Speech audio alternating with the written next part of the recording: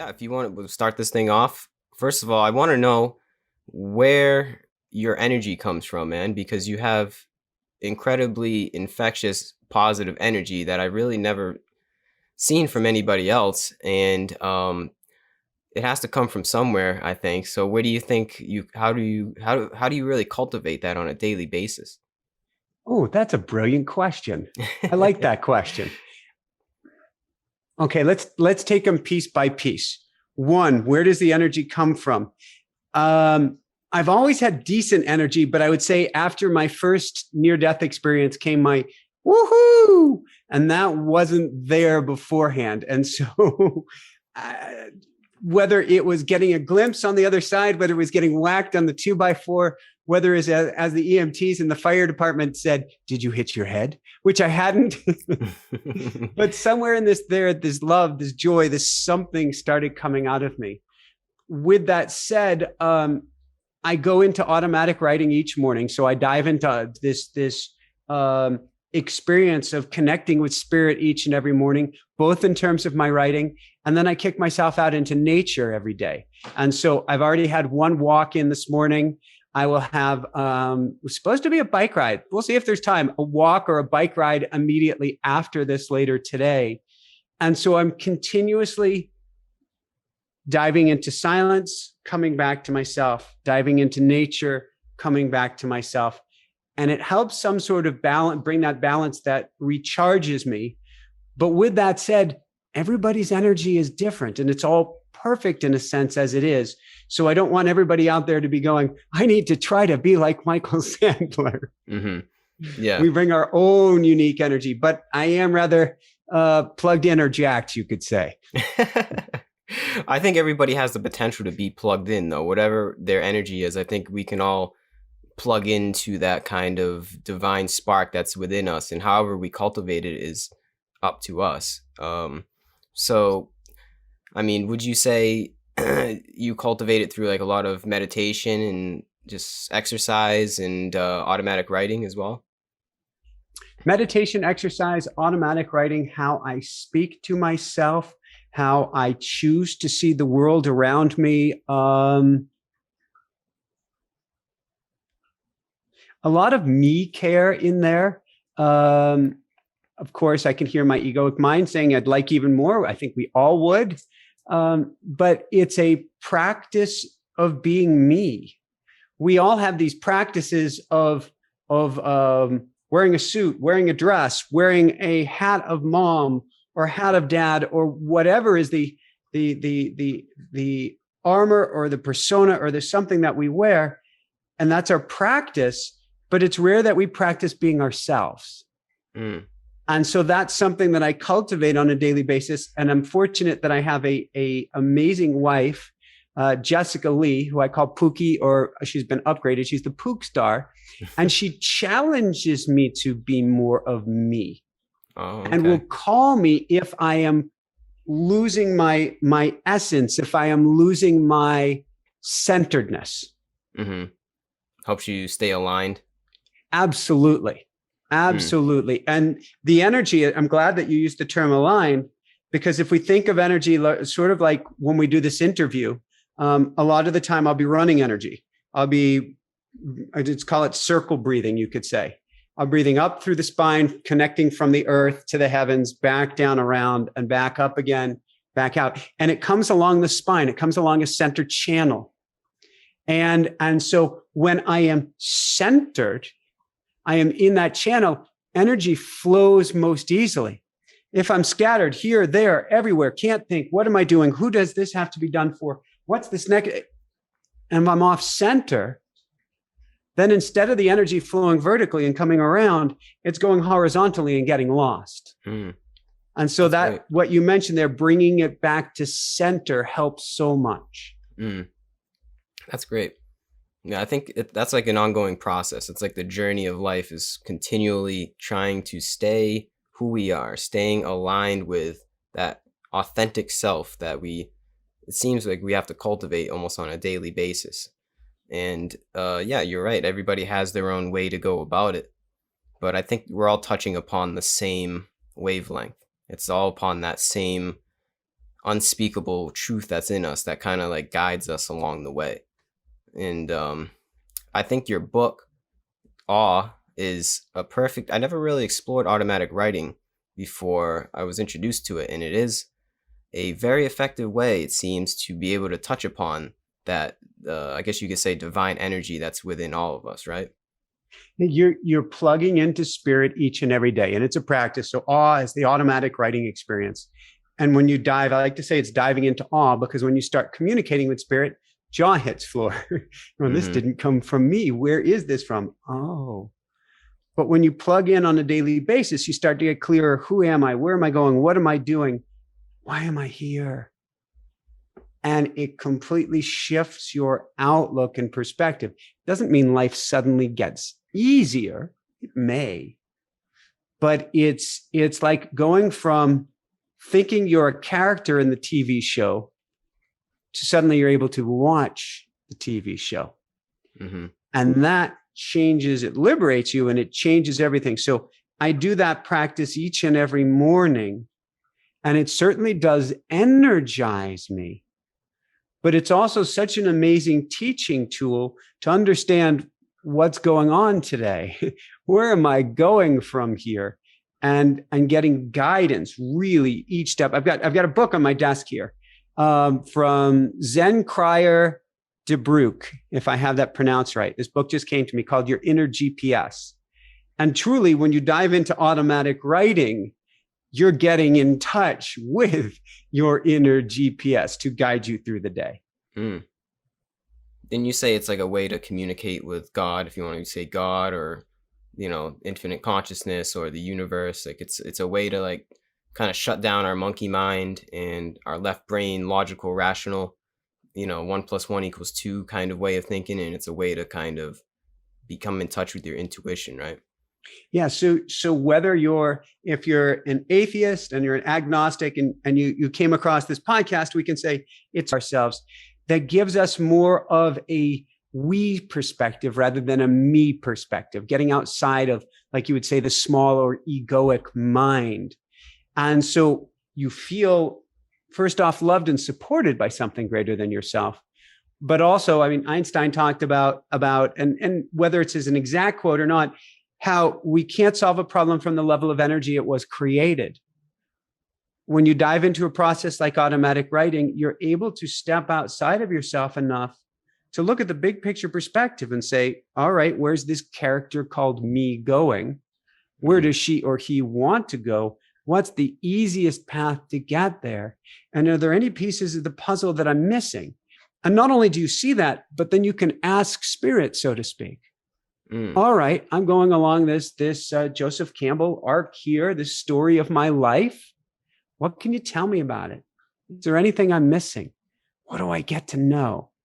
And so it takes the richness of life to a whole different level, because generally speaking, we are so reactionary, particularly today. Well, let me check my email. Let me check my cell phone. Let me check my text. Let me check the news. Let me.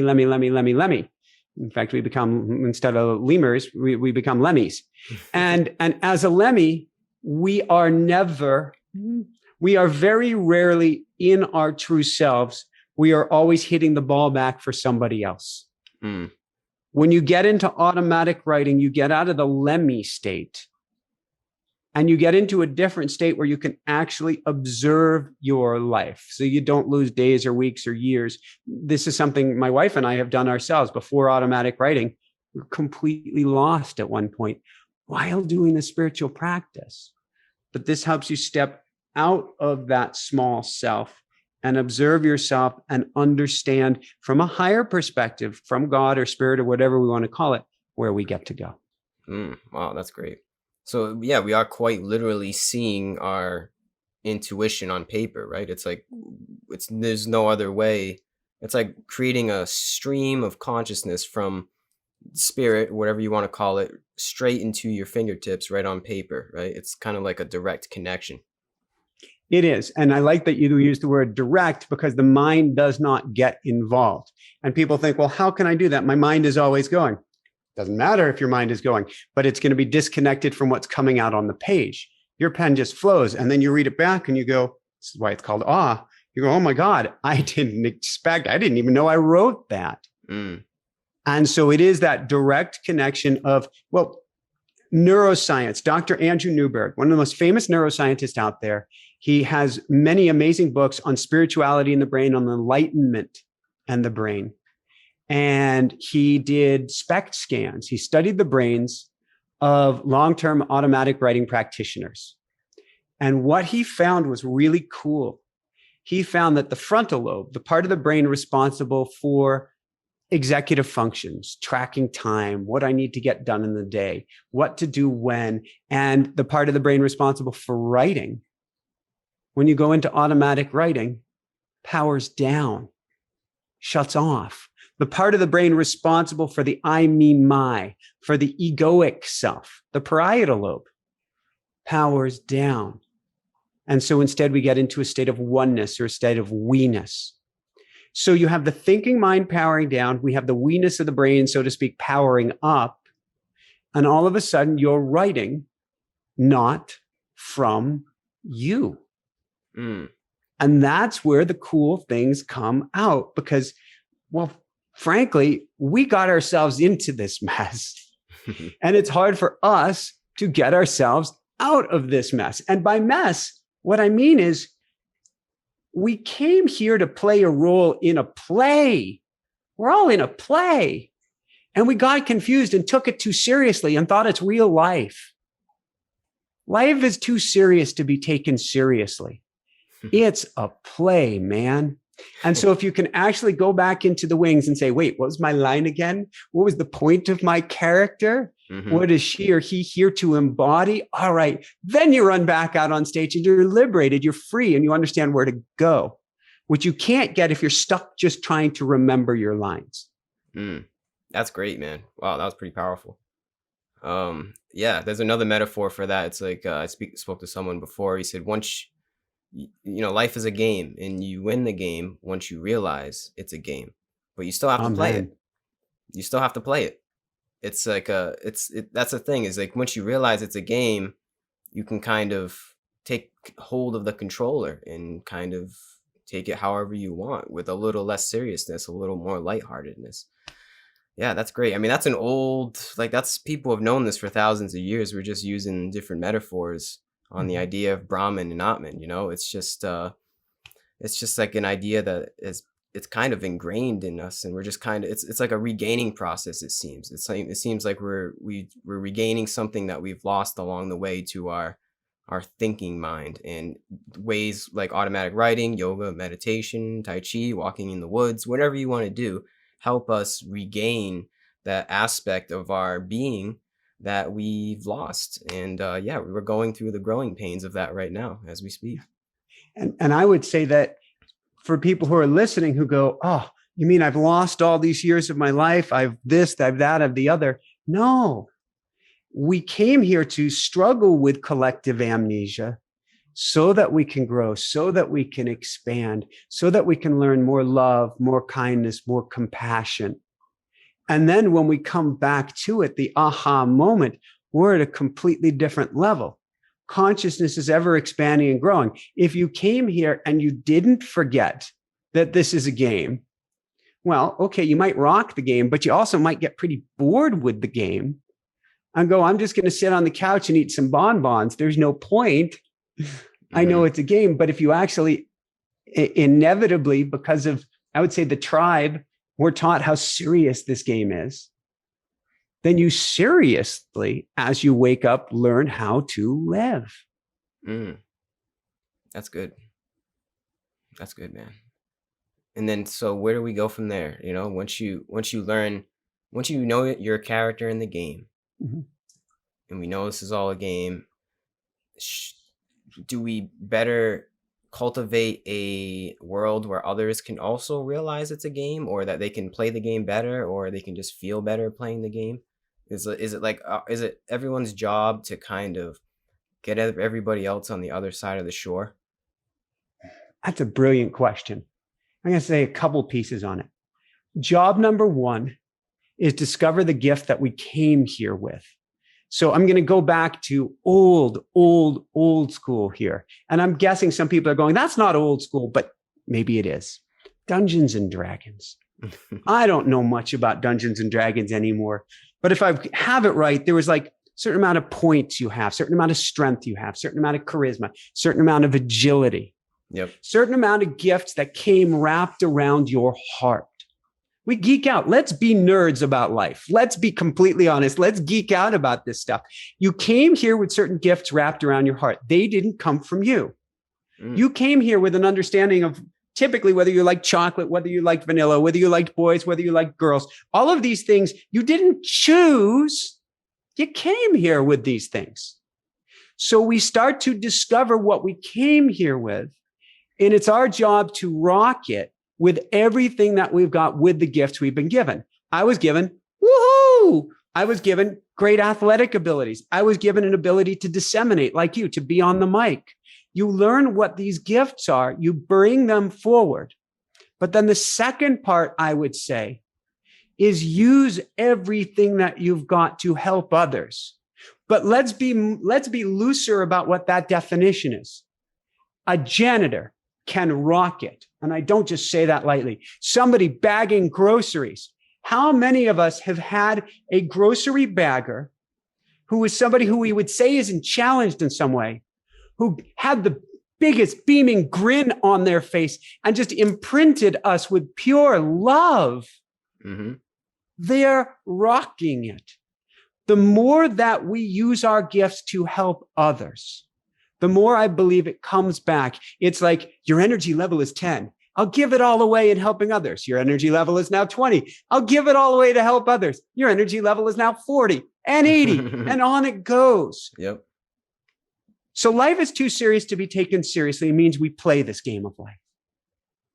But we also do everything we can to help others on their journey as well, because it all matters. It's all growth. It's all expansion. It's all consciousness. And at the end of the day, it's all one. You may think the grocery clerk, the bank teller, the somebody else, that's separate from me. Oh, that's just man collecting a ticket. Are you kidding me? That is you. Mm-hmm. You want the ultimate in self-love? You help that person as best you can and as best as they're willing to receive on their journey with everything that you've got. And when you don't, because very few of us can live in that state 24/7, then when you trip and fall, you go back to it as best as you can. Mm-hmm. What do you think holds us back from fear residing in that? Fear? Fear. Yeah. Total, complete fear. We have been taught, and you're talking to somebody who hasn't mastered fear, still working with it, but fear has been my master, let us say, in the past. Which means you go, I'm great. I'm Michael Sandler. I'm Gary. I'm this person. I'm that person. I've got it going on. Oh, shit. I'm late for this. Oh, no. I've got to take care of that. Well, what's going to happen with my book? Right now, it's number 1. But what could happen to it tomorrow? And oh, my God, my publisher hasn't gotten back to me today. Do they have enough books in? We've run out of books twice. And whoa. Oh, yeah. Life's too serious to be taken seriously. Mm-hmm. I forgot about that. I got caught in the fear, and we're indoctrinated in fear. So fear comes to us in several levels. First off, our minds are wired for fear. That's what kept the tribe alive for millions and millions of years. You look for the tiger. You don't look for the fluffy unicorn. Unicorn's not going to kill you. If so, that's what, a rabid unicorn. You look for the tiger so that you can run from the tiger, tell your tribe about it, and they can stay safe too. So fear has actually helped us.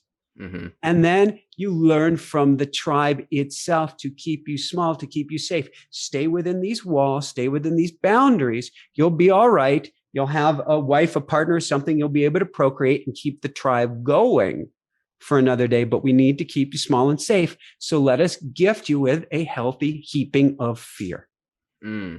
Yeah, I'm glad you mentioned boundaries, because it still creates boundaries for us today. It's like what we have to do is dissolve those artificial boundaries that we've been conditioned into, whether it's from multiple lifetimes or whether it's imprinted into our DNA, whether it's from our society we live in. It seems to be some kind of deconditioning process to be a human being, to be happy, or at least try to cultivate freedom, it seems to be some kind of deconditioning process that we have to go through.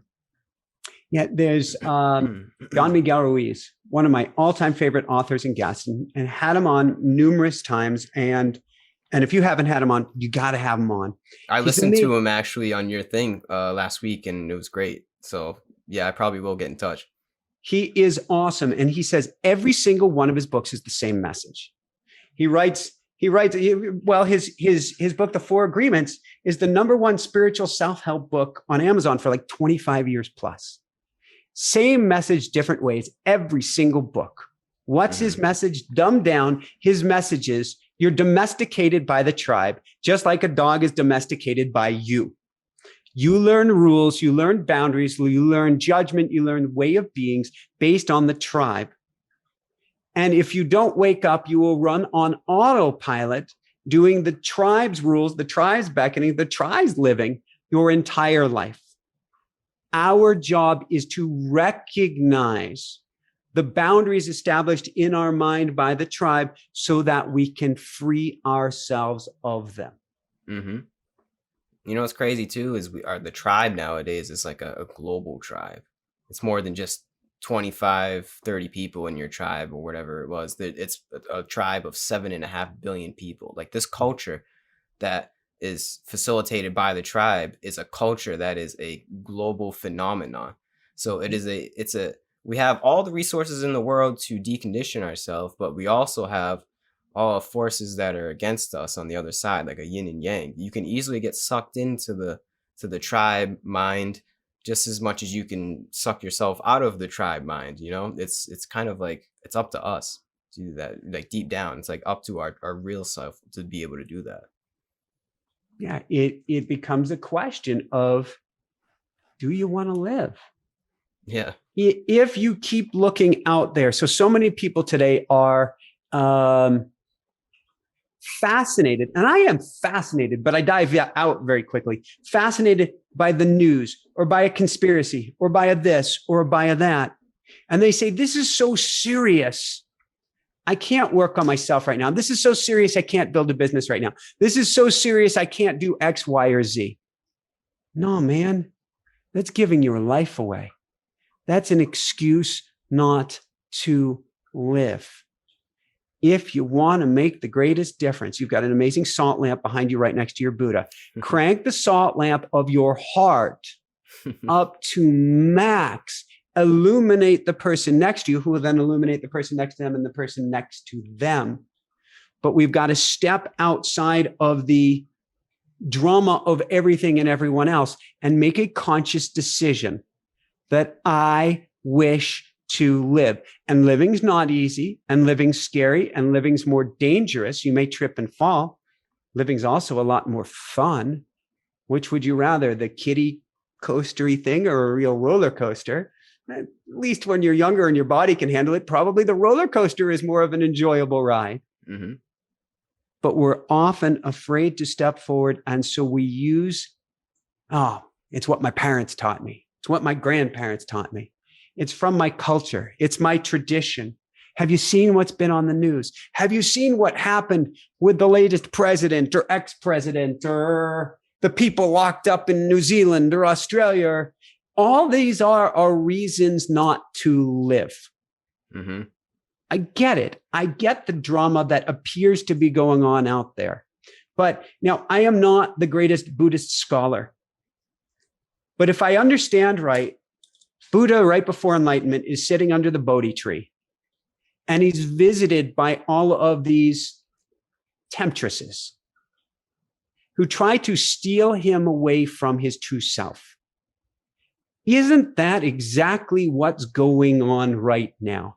There's the temptress of the news, or the temptress of the economy, or the temptress of you name it, of COVID, of anything, trying to steal us away from our true essence, from who we truly are. And when you can let go of those temptresses, you come back, bringing it full circle in this interview, back to center. And all of a sudden, you become an unstoppable rocket ship of goodness in whatever way that looks like for you. Wow, that's great. That's great. I mean, the temptresses never end. That's the thing. Is there seems to be always a new temptress that can reside in our lives, in our own Buddhahood. It's just, but I think as long as we recognize that, there's always going to be something that's going to pop up. The first rule, the first tenet is life is suffering. That's pretty much what you just described. There's going to be something that's going to pop up in our life. And the biggest one is dying, and it's inevitable. So, but I think the first step, as long as we recognize that it's going to happen, then we can be prepared and make the certain arrangements for our being to be able to handle the temptresses of the mind and stay aligned. And it all is through the practices that we cultivate for ourselves, whatever it might be. But it's all, you're right, it's a positive energy snowball effect. Like once you get on that wavelength and that alignment, it's easy to stay on that. I mean, you might get taken off track here and there, but as long as you know it's there, then you're on track. And then it's also easy to, not wouldn't say easy, but you're also capable of bringing other people onto the path and on the track. And it's just like this. It's like it seems like this positivity virus that we're cultivating right now, and with humanity, it's just like this. It's like a love virus that is the truly spreading. It's a slow process, but it is like it, and it's funny because it's all about working for yourself, doing stuff for yourself, accepting responsibility for yourself. But it's not like a sense of selfishness. It's ironic because a sense of selflessness comes from your own work. Like Ram Dass has a saying, it says, the best thing that I can do for you is work on myself. And the best thing that you can do for me is work on yourself. And that's the gist of it. And it's interesting how that works out. It's brilliant what you're saying, and Ram Dass as well, which is, and I remember when I first heard this was a mind bender. The ultimate selfless act is to be selfish. And that doesn't mean hoarding money. That doesn't mean stealing from the poor. No, what that means is the more that you work on your inner beingness, the more we become, as you were saying with a virus, infectious. Yes. To everybody else. What does Gary have going on? What does Michael have going on? What does Jessica have going on? What does this squirrel have going on? Why do we love animals so much? They're working on themselves. They're not concerned about what's going on about the squirrel down the street, let alone the squirrel in I don't know, Moscow Square. When we dive into ourselves and remember who we are, we change everyone around us, and we do become. I mean, Ram Dass was the ultimate in selflessness. In his last days, he's busy giving as many speeches as he can about what's coming next through that doorway. Not because he needed to sell another book, not because he needed anything, but it felt good to him. And the more that he could give it away, the better he felt. And the more he was expressing his true nature. Yeah, and that's what it is too, man. It's just all of this really just makes me feel good. Like any kind of selfless act, and anyone can attest to that, I think. Like just the act of giving or the act of just being there for somebody else truly feels good. It's not like a sensory pleasure.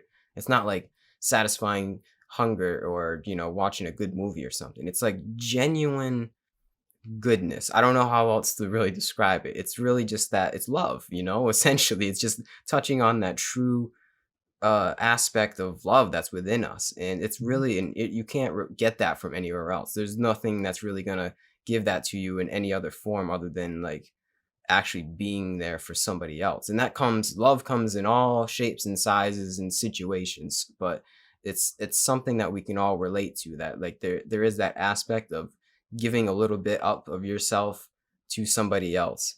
It just feels good. Like there's just something where I'm just like, I'm doing the right thing. To bring that back home, if it feels good to love up on somebody else, we have a lot of wounds and blocks to go through.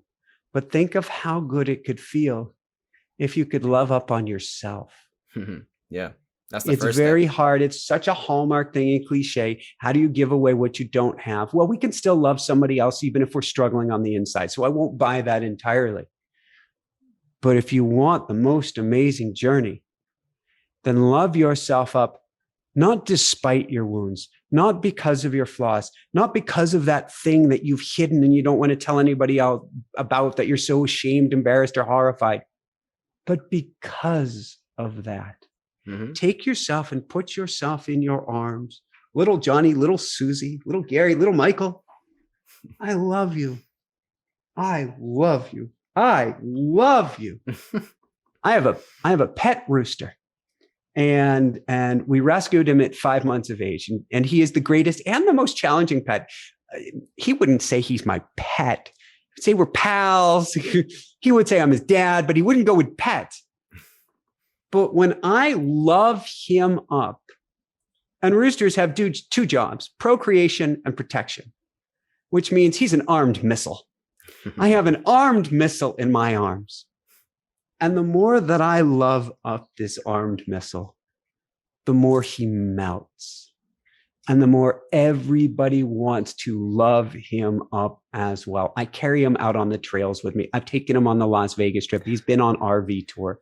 And people melt because of the love that's been embedded in him. If we bring that love to ourselves, just think of how much you will melt other people's heart, and it will come back. This is the ultimate renewable resource. Love yourself, bring it out to others. They'll love back on you, and on it goes. And that's what we're here for. We came from love. We are love. We return to love. So we might as well not hold on to that limited, I'll go with dangerous belief that we're crap. Mm-hmm. Mm-hmm. Yeah. And instead we'll go, oh, okay, I screwed up this, that, the other. I'll love myself. It's a process. It takes a lot of work. And we're not talking about the egoic, narcissistic of love me. That's like danger. I love you. I'm going to run the other way now.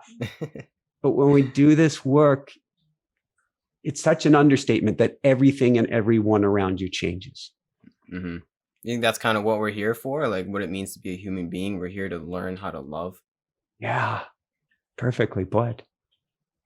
When we learn how to love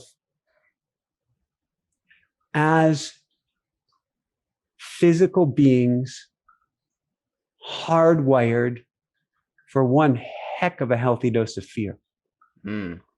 Our nature, our true nature is love. Our Buddha nature is love. Our essence is love. Going back to A Course in Miracles, there's so many other great teachers out there. We get to remember the love. And I believe when I talk about consciousness expanding, there is, I come from love, I am love. It's one level of consciousness. Holy shit. Can I say that on air? Of course. Holy shit. I'm scared out of my mind. I'm not in a place of love. And then, wow, I can see the fear. I can see the wounded inner child. And I love up even that. Now you've expanded. Now you've grown. That's why we're here with our own each individual masquerade, as I was saying earlier, each our individual play that we come here to perform in, but for the same purpose. We expand, we grow, and we go back on the other side. There is no other side. It's here, but it's a tuning of the channel, of the dial. And we've expanded and we have more love, which brings more love to everybody on the other side. Then we might come back here and play the game again. And in essence, what we have, I call myself an alchemist, or on better days, a sorcerer. And I use this to meddle. And what that means is I like playing with energy. And if you think about the energy that we're playing with in this moment, we're playing with AC energy. That's powering our computers, alternate current. Okay, we can talk batteries and stuff, but in general, AC, alternating current, positive, negative, positive, negative, positive, negative. We come back down here out of love, positive. We go into fear, negative. We remember that we're loved, positive. We return home, negative, death, then positive, we're home. Then we come back here, negative. Then we go to positive, then we go to negative. And this pump is creating an ever-expanding version, or an ever-expanding process of consciousness, of evolving, of, people love this term, ascending. Ascending to what? Ascending to where? Where is there to go? But because we forget and we learn and we forget and we learn and return and return and return, going back to your game analogy, it becomes a really, really cool game, Gary. It does, with very good graphics. Yes. HD graphics and getting better. Oh, that's great, man. Yeah, I think it's important to know that our sufferings are for us. They're not against us. Life is not against us, even though it may seem like it on the surface level, but it's ultimately these are all happening for us with the correct perspective on things. You can see that we go through all this turmoil and struggle in life just to grow, essentially, not just grow as our bank account or grow as like a in this meat suit, but grow as this being that goes beyond words, goes beyond rational comprehension, just grow as a spiritual collective being. And yeah, that's part of the game. That's kind of the point of the game. I see it, at least. It's like it's a continual growth effort. It's a recycling of energy that just, I guess, ever expands. Mhm. Yeah. Oh, I think we just figured it out, Michael. We've got the meaning of life. We're done, Gary. All right. We're done. All right, go out there, everybody. Go play. That's great. So, I mean, I don't even know where to take it from here, man. Can you? I guess we can take it down a notch. And would you want to describe your practice of automatic writing if you want to get more a little more grounded? So, what exactly do you do to cultivate this love in your life? Maybe specifically through automatic writing, or just anything else you want to tell us? I get up each morning. I go into stealth mode because there's a very big bird in the front bedroom, and he's waiting, and he can hear and see, and all of his sentences are heightened compared to us mere mortals. And so he's just like waiting for me to make a single sound, a single breath. And so I have to sneak my way into the kitchen, into the living room. What kind of bird is it? A rooster. Oh, it's a rooster. Okay. He's a 15-pound king rooster, one of the biggest you will have ever seen. That's awesome. And a rooster's crow is 140 decibels. Rock concerts 110, and jet airplanes 120. He's 140. Wow. That's nuts. I never knew that. That's crazy. So you want to stay, we'll go Elmer Fudd here. Very, very quiet. Yeah, that must hurt your ears. That's nuts. So if I'm holding him, so I went for a hike with him this morning. Every morning he has his walk at 5:30, and this is part of my practice. I do my automatic writing, I finish, and I go out into nature and I watch the colors change. I call it the show, and we enjoy the show together. So toward the end of the walk this morning, a neighbor's rooster woke up, and he heard it, and so the neighbor's rooster is going cock-a-doodle-doo, and Ruby Roo is going cock-a-doodle-doo, one-upping him, and I'm holding him, and I'll turn his body away from me so that he's projecting out there instead of toward my ear. Oh, yeah, and then I bring him back to my side, and then I turn him out like a bullhorn again, and then I bring him back by my side. Wow. So it doesn't blast me with the full works. I get up, I go quiet, I meditate. I used to put pen to paper, but the words come through me way, way, way too fast now. And I would reverse every letter, it would just be a mess. And I go into a state of prayer. I actually write down several key prayers. And I put on some headphones and listen to some theta brain entrainment music. And I basically start conversing with God or spirit. Now, some days it may be that I go to a specific person or being or entity or loved one on the other side, or I'm teaching a 4 Wednesday a month class right now. This month we're looking at Napoleon Hill, Think and Grow Rich, but we're taking it from a unique perspective. And that perspective is, and Jessica, my wife, she was inspired, and she does her automatic writing to challenge me on this. She goes, I want you to talk with Napoleon Hill and teach what he has to share. And so I'm doing upgraded teachings of Napoleon Hill from the other side of the veil of what we know now. So like last week, he's saying, he has a concept in Think and Grow Rich about we must deceive our subconscious. And he said, oh, no, no, no, I was wrong. We don't deceive the subconscious because I have learned on the other side, just like you're saying, Mr. Sandler, there are an infinitude of possibilities that's been shown by quantum science. You can collapse the wave into the particle. All of those particles already exist everywhere at the same time. So which particle do you want? Which door do you want? So you're not deceiving your subconscious. You're choosing with your subconscious. And, oh, okay. That's very cool. Yeah. And so I'll go into my automatic writing and I'll write to whomever or whatever, or I'll just leave it. I'll cast a net out there into spirit and say, what do I need to know today? What do you want to share with me? And universe will guide me and teach me every single morning. Will I feel better after the practice? Yes. Will I have a clear idea of what to do for the day? Typically, yes. But more than that it's sort of like, I'm sure you love to read, and I love to read. It's like each morning picking up a new book from the masters. And they have a lesson. Gary, we've been waiting for you. They have a message, a teaching specifically for you from a new book each and every morning. How does it get any better than this? It's wild. It's cool. And it becomes, to me, addictive, like oxygen.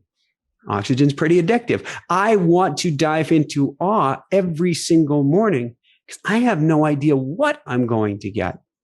And the lessons will be much more profound. Now, they like riffing with me. Different people, it works different ways. With me, I'll go in and I'll have a concern. Like our concern right now is we're guided totally by spirit. We ended up in Joshua Tree this winter. We left our home behind in Colorado with COVID, with another fire that came within 4 miles of our door. And we said, that's it. We're out of here. Spirit, you guide us. And we ended up in Joshua Tree for the winter. As people who love green, who love water, we still don't know why we're here. Well, we know why we're here now, but we don't know why we're here, if this makes any sense. Automatic writing brought us here. Our business has gone to a whole new level. We have a TV show we're working on right now. All of these crazy, amazing pieces that came out of being here. But the thinking mind still has nothing to do with it. It goes out and it looks and it says, yeah, that's a beautiful desert. It's a desert. But I'm going beyond the thinking mind in the practice. But I'll go there and I'll go writing. And it'll go, dear one, you're concerned about where you're going to move in April. We understand that. We understand you get to move. However, let's talk about internal energy today. And let's talk about internal movement and what this looks like and what this feels like and how you can use this for your teachings, for your life, for your growth. So you come in with one thought, perhaps, on your mind for the day. And I call them the guides of awe. Everybody's guides are different.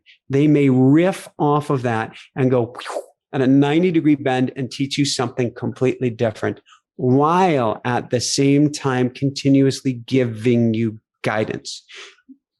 My guides, at least, who I get in awe, will never give me the whole journey. They'll give me the next step, and then they'll give me the next step, and then the next step. But they want me to stumble. They want me to learn. They want me to grow. If they give me everything, I might as well be on the couch again, having my bonbons, watching TV, because that's no longer my life. Instead, give me just enough to think about it, to work things through, to begin to understand. Give me struggle. And kind, gentle, easy, good. I'm not asking for any more struggle. But what I mean by that is, well, here's how a great way to put it. Particularly with certain type of plants and trees. If you put in the seed in the ground and you don't tamp it down, I think an apple tree may be one of them. You don't tamp it down, there's no resistance for the seed to grow. And the sapling becomes very weak and tips over, doesn't make it. If you squash the dirt down hard and that seed has to resist, well, it's sort of like a chicken, I think, has to peck something like 400 times at the shell to come out. And if it doesn't peck, then it won't be strong enough to hold its head up and it will die. We need that resistance. And so automatic writing doesn't eliminate the resistance. It helps give us an understanding of why that resistance is here and how we can get into a flow state through that process. So each morning I go into automatic writing. I may choose a guide. I may ask, what do I need to know today? It will give me guidance. It'll give me learnings. It'll give me direction. I will ask, what do I need to get done today specifically? My chop wood, carry water question, so to speak. It will give me that as well. It could be my marketing director. It could be my scheduling assistant, my EA. It could be whatever I want. Although most importantly, it is both a cheerleader and a higher level perspective of my life. And so you feel great afterwards. I'm not alone, couldn't be alone, was never alone. I'm loved. This is good to know. Here's where I get to go today. Here's what I get to do. How does it get any better than this? I finish that practice both energized and usually tired because I'll just keep going and going because I love it. But sooner or later, the rooster wakes up and the rooster goes, Daddy, I need a walk. And then it's out into the silence. It's out into the darkness. Start the day in silence, go into the light of awe, back to the silence and darkness. And it builds this beautiful sandwich, or you could say bookmarks, from which to start the day. I do also, in automatic writing, I'll do manifestation work, which is to say, what do I want the house to look like? Where do I want the new place to be? What do I want life to feel like? We're creating a television show. What is that going to feel like? How is that going to work out? And I get to play in what's called the hypnagogic state, the state of half here, half not here, or being half on this side of the veil, half on the other. As they say, as above, so below. I get to create on that above, which is really inside, but 3D, 5D, it doesn't matter. I get to create here, and it reflects in the pond down of my life. And so in automatic writing, I can go into this process. So I'm not very much I love fine things, but I'm not a real materialist type of guy. But with that said, it is the flashiest. It's fun. A bright yellow Tesla with gold wheels. Wow. It's outside right now. The rooster is taking a nap in it. He sleeps in the Tesla. That's where he likes. He's in a dog carrier, soft dog carrier in the Tesla. But on the license plate on the Tesla, it says Woohoo 8. Mm-hmm. See, I like to bring light to people. Woohoo 8 is a process you learn in automatic writing where you get into this state of woohoo, the state of thought coupled with emotion. And you sing things into being.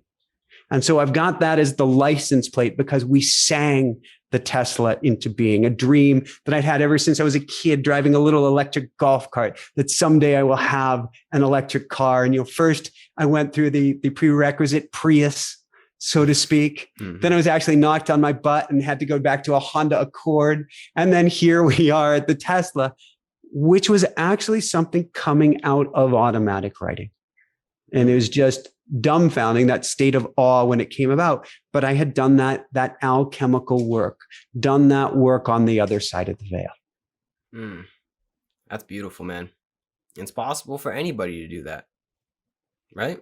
Everybody. There is nobody, well, I'm not that spiritual. I don't have that intuitive. I don't have the, man, who hasn't walked down the dark alley and had the hairs on the back of their neck go, mm-hmm. That's spirit. That's intuition. That's inner wisdom. Call it whatever you want. It said, get the hell out of there. You did. Who hasn't turned the car at the last moment and prevented getting T-boned or hitting somebody in the crosswalk they didn't even see? Every single one of us. That's spirit. Call it whatever you want. That's your intuitive side. Now we're just actually coming up with a process so that you can make that regular. You can be more discerning about it. And so that you can crank up that small, still voice so that you can hear it all the time. So as we're speaking, all right, let me be honest, Gary. I have never before in my life used the play analogy in the way I just did with you today. Mm-hmm. Ever. But I've been practicing in my automatic writing for so many years now that I'm connected with you and I'm connected with spirit. And things come out of me and things come through me. And so I'm in that state of flow with spirit much more throughout the entire day. So we start with it, putting pen to paper, and then the voice grows louder and louder and louder still until in many ways that voice becomes our true selves, our true nature. And you speak it, you can literally go for a hike. And I guess they won't lock you up anymore because of Bluetooth. You can have conversations with yourself. Mm-hmm. People think you're on the phone. Yeah, right.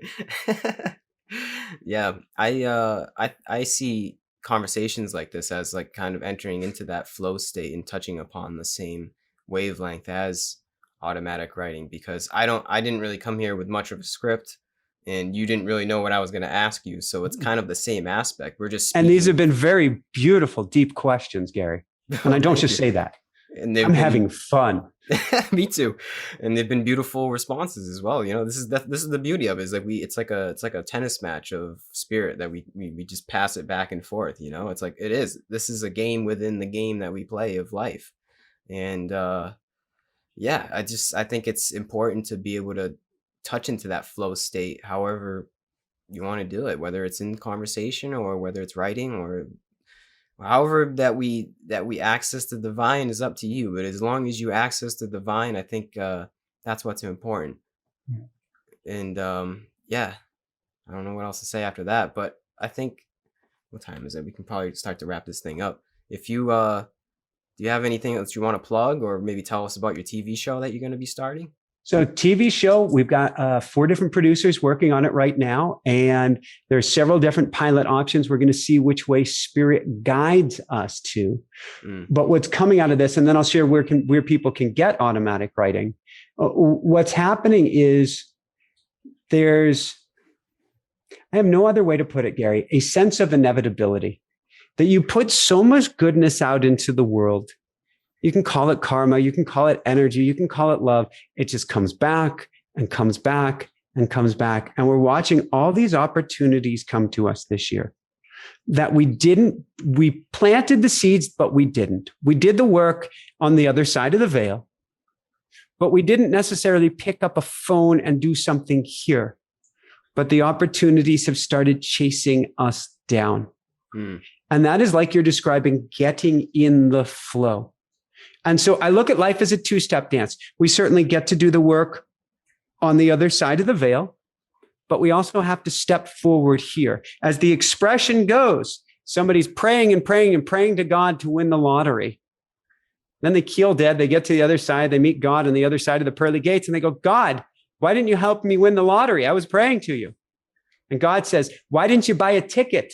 Mm-hmm. So we get to do the work, both inside and outside. Wow, we got cats playing in the background. It's fine. They're doing the work. Life just becomes so juicy when you plug into spirit. That's where I want to go. It becomes so incredible when you get in, like you say, that flow state.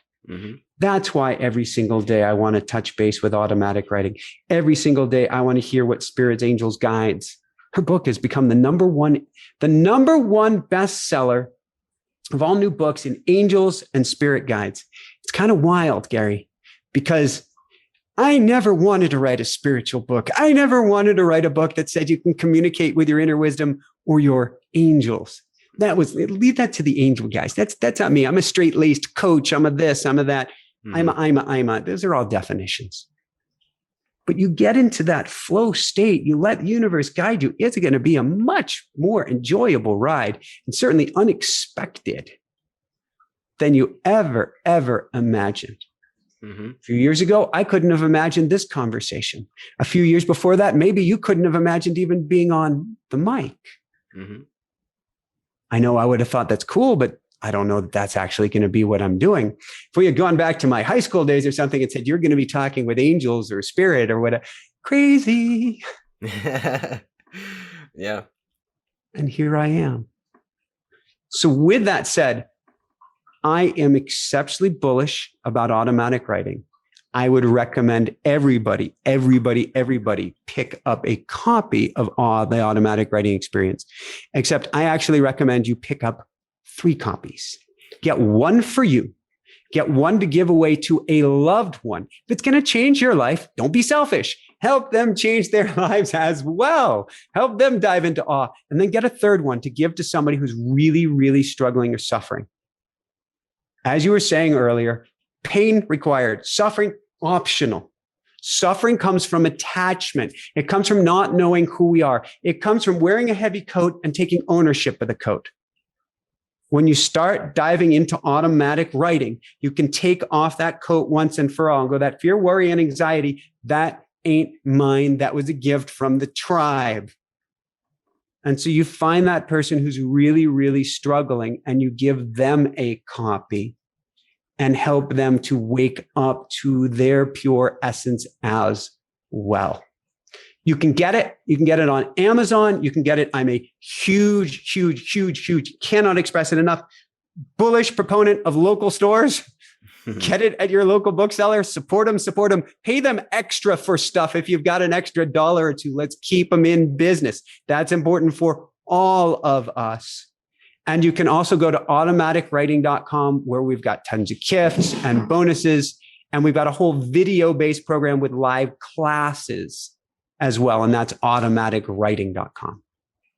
Awesome, Michael. This has been a lot of fun, Gary. So let me flip the table on you for just 2 minutes. Okay. Please. Why do you do this?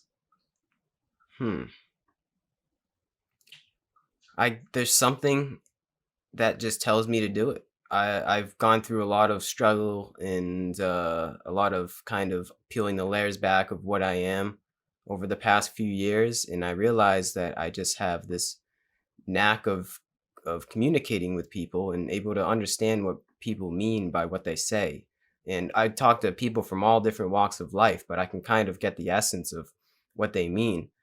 And yeah, I don't know. I just kind of wanted to transfer that into like spiritual aspects and kind of spread the good word, I guess, or have other people spread the good word. And just, I mean, at the end of the day, I'm just using this as a exploration of my own yogic practice. And for anybody else that wants to join me along the ride in these conversations with interesting people that I have, like you, they can join me. But if not, I'm still approaching this as like a way to experience growth for me. But like I said, this is also not just for me. This is also for other people, anyone that really wants to tune in.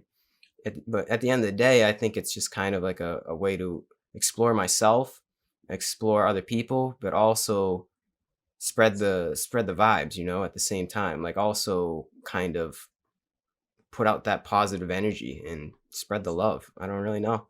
I don't know what I'm doing, to be honest. Yeah, I'm kind of just going with the flow at this point. I've only been doing this for a few months, but I enjoy it. I just truly enjoy sitting down and having these conversations, unconventional conversations with people like you. Like I've spoken to monks and yogis and religious scholars, and it's just something that I like to do. So I other than that, I can't put it any other way. It's just something that I truly want to do with my life. Keep following this sweetness. There's a sweetness in your heart. Keep following this. There's also a lot of pain and struggle. We've all got that. But keep following this sweetness and see where it pulls you and sees where it carries you. And everybody should follow your journey. So certainly people can go inspirenationshow.com or youtube.com/InspireNationShow to follow our show. But I want everybody here today to subscribe to your show if they haven't done that, and to share that show, share your show with somebody else that they know and love and care about, because you're on a very, very sweet journey of discovery. And I think everybody listening, myself included, would like to follow you on this journey and see where you go.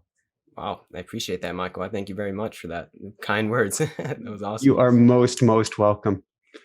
Well, I wish you all the best in the future, and with your book and wherever this life decides to take us. I wish you all the best, and thanks again, and eternally grateful for you coming on and doing this with me, man. Thank you so much, Gary, and keep on shining bright. You as well. Woo-hoo. Peace out. Be well. Lots of love. Day.